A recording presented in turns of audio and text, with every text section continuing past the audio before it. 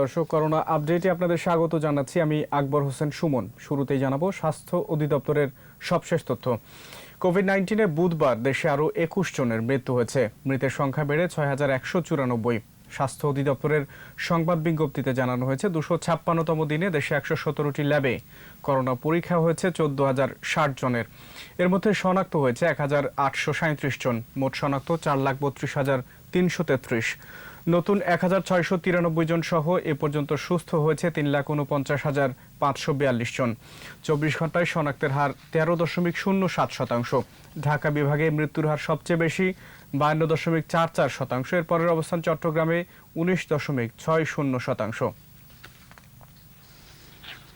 এবার বিশ্ব পরিস্থিতি।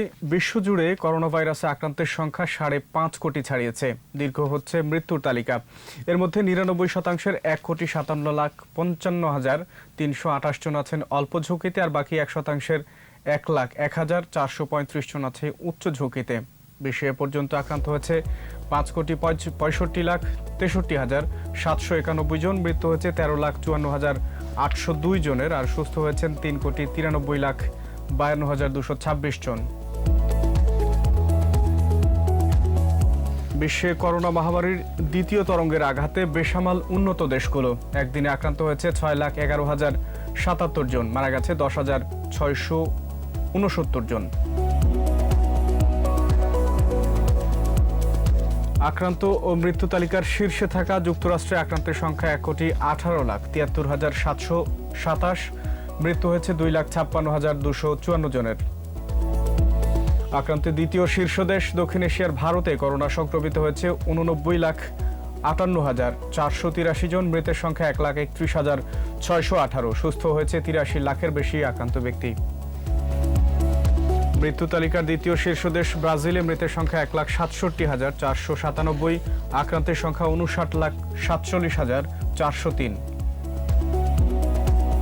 আক্রান্তের চতুর্থ অবস্থানে আবারও ফ্রান্স। দেশটিতে আক্রান্তের সংখ্যা ২০,৬৫,১৩৮। মৃত্যু হয়েছে ৪৬,৬৯৮ জনের।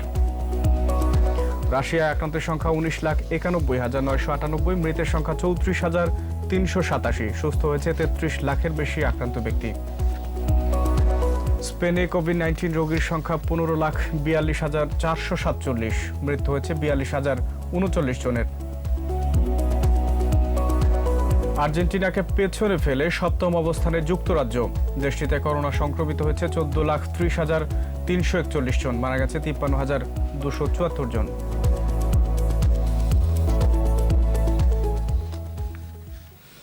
একদিনে কোভিড-19-এ ২৫০ জনের প্রাণহানিতে মার্কিন যুক্তরাষ্ট্রের নিউ ইয়র্কে নতুন মাইল ফলক ছাড়িয়েছে। সংক্রমণের হার বেড়ে যাওয়ায় নিউ ইয়র্কের পাবলিক স্কুলগুলো বন্ধের ঘোষণা দিয়েছে আবারও।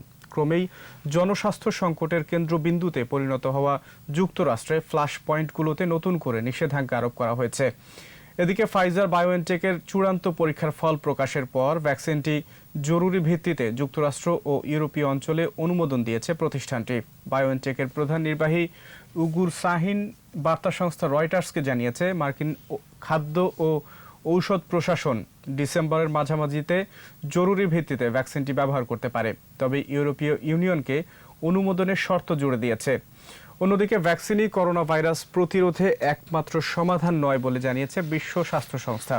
সংস্থাটির কর্মকর্তা মাইকেল রায়ানের দাবি, ভ্যাকসিনগুলোকে ম্যাজিক সমাধান হিসেবে দেখানো উচিত নয়।